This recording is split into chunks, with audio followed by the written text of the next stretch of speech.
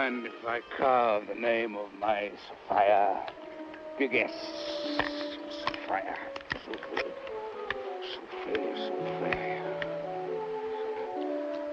Molly.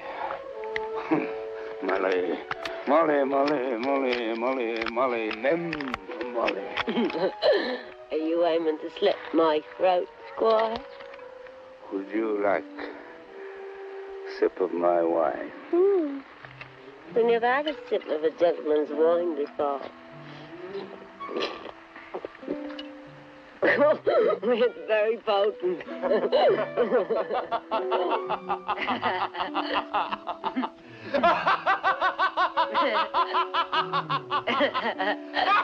What are you laughing at, Tom? I think you can square into your bedroom.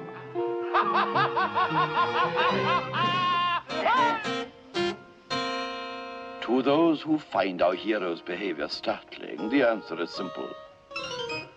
Tom had always thought that any woman was better than none, while Molly never felt that one man was quite as good as two.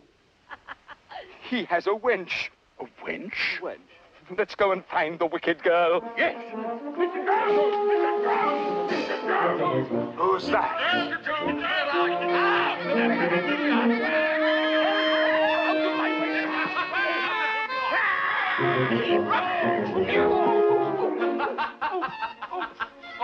How dare you? Mr. Jones, control yourself. No, I'll have this message. Oh, Mr. Jones, go away, sir. Go away, sir. Oh, Mr. Jones.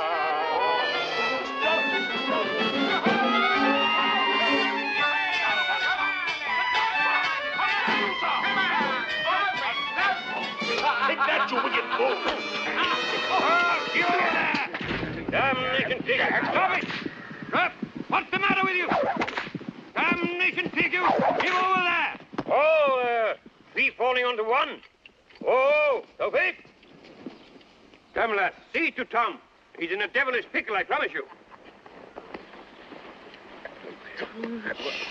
Poor Tom. So, here? I fetched some water. What are you brawling about, Tom? If you search the bushes, you'll find the reason.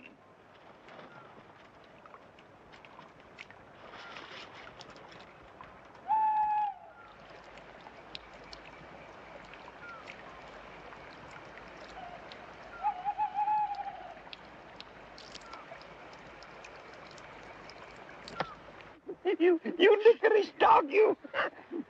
Where is she? Where's Tom's pussy? Puss! Where's Tom's pussy? Puss! Sophie, I'm after him. Oh, my girl! Sophie! Tom! Here, come and sup with me. And gentlemen, let us make our peace over a bottle. I beg your pardon, sir, but it is no slight matter for a man of my character to be buffeted by a boy just because I was trying to bring a wanton harlot to justice. The real fault lies with Mr. Allworthy and yourself, sir. If you would put the right laws into execution, you would soon rid the country of these vermin. I'd sooner rid the country of foxes. Come, you sup with me. Damn, if there's nothing I won't give you, except my hounds and my favorite mare, Miss Slouch. Away, Miss Slouch!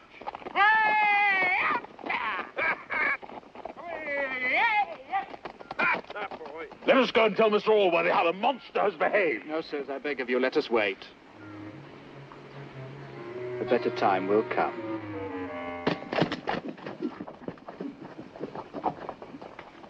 Odd Shottigan is Miss Sister's coach. What brings her from London? I hope the old bitch has gone to bed.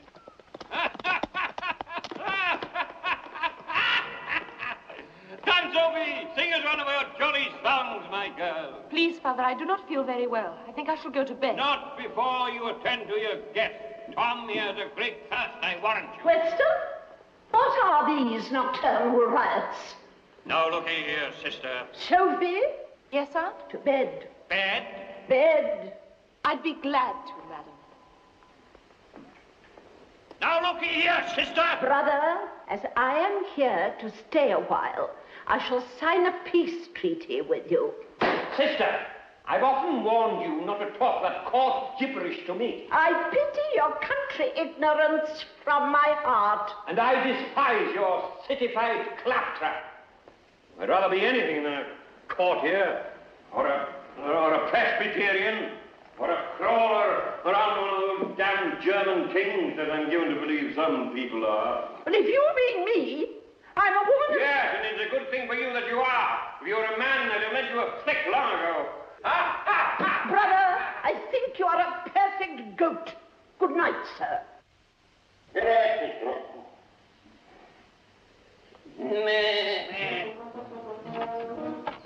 Brother!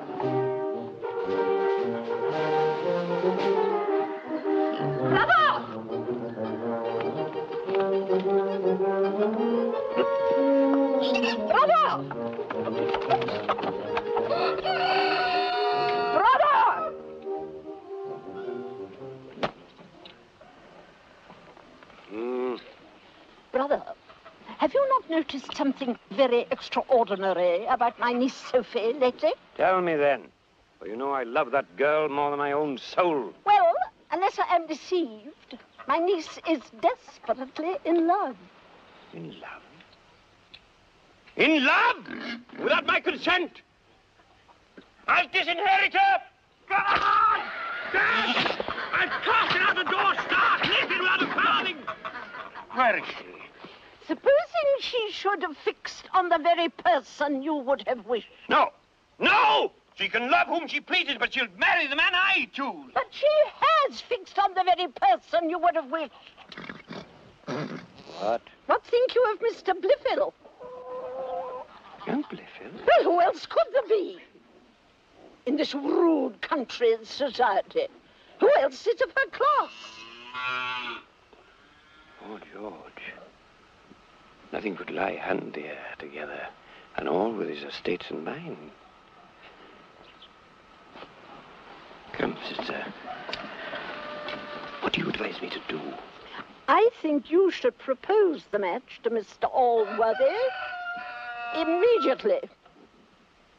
I will propose it.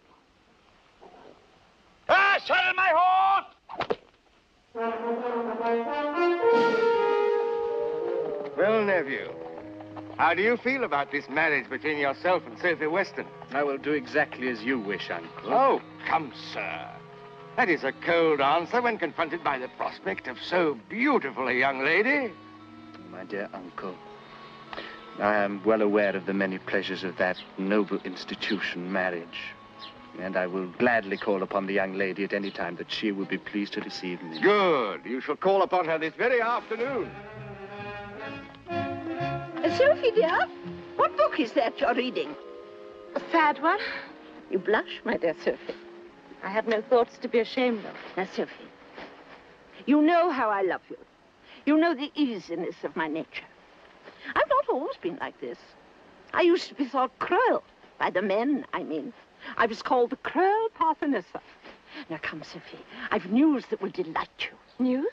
What news, Aunt? This very afternoon, your father has arranged for you to receive your lover. My lover? He's coming? This afternoon? Yes. And you're to put on all your best airs. What? Aunt! You almost frightened me out of my senses. You will come to yourself again. He's a charming young fellow. Dear, dear Aunt. I know none of such perfections. So brave, and yet so gentle. So handsome. What matters is being base-born. Base-born? What do you mean? Mr. Blifil base-born? Mr. Blifil? Mr. Blifil? Of whom else have we been talking? Why, Mr. Jones. Mr. Jones? Mr. Blifil? You can't be in earnest. Oh, then I'm the most unhappy woman alive. How can you think of disgracing your family by allying yourself to a bastard? Madam, you have extorted this from me. Whatever were my thoughts of that poor, unhappy Mr. Jones, I had intended to carry them to the grave. I would rather follow you to that grave than see you disgrace us by such a match. No, no, no, no, no! I will not marry me to do so would be to kill me. Then die and be damned.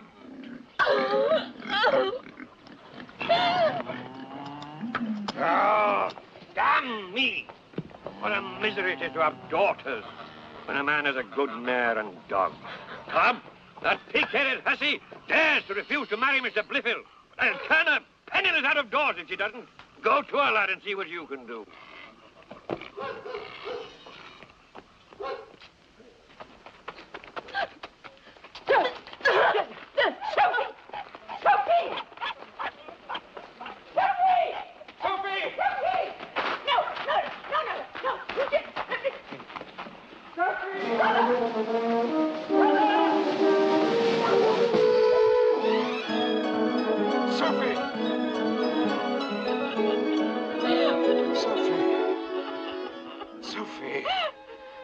Sophie, shh.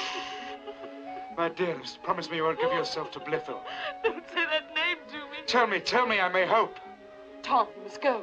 Sophie, please. Or you'll be destroyed. The only destruction I fear is the loss of my Sophie. I cannot part with you.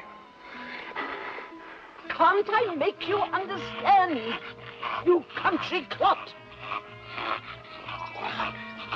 Come, Jones.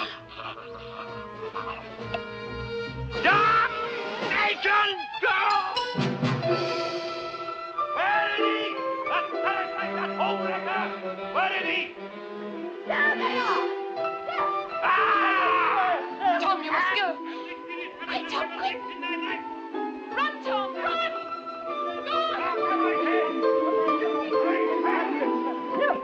I'll get thee by hand for it! Tom, run!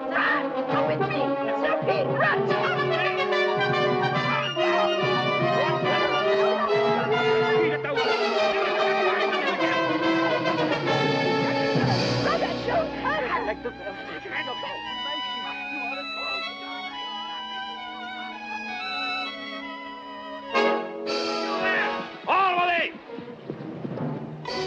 A fine piece of work you've done. What can be the matter, Mr. Weston?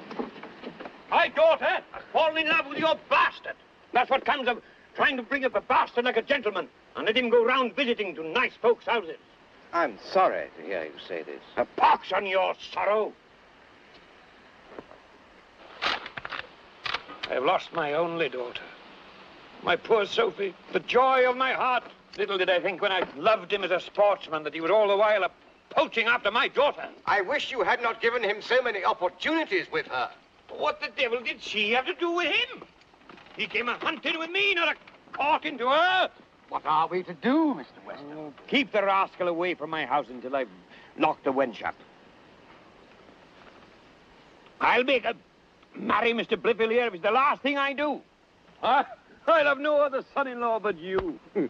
So go to her, you jolly dog, you. I tell you, you shall have her.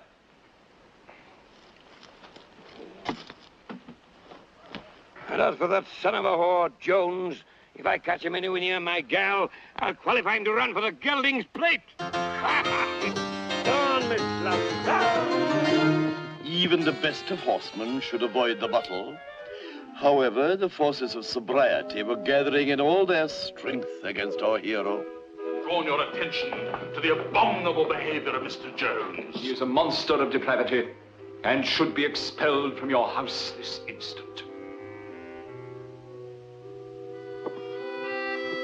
You let her out of her room after I locked her in? Women are convinced by reason, not by force. The English of which is, I am in the wrong. As soon as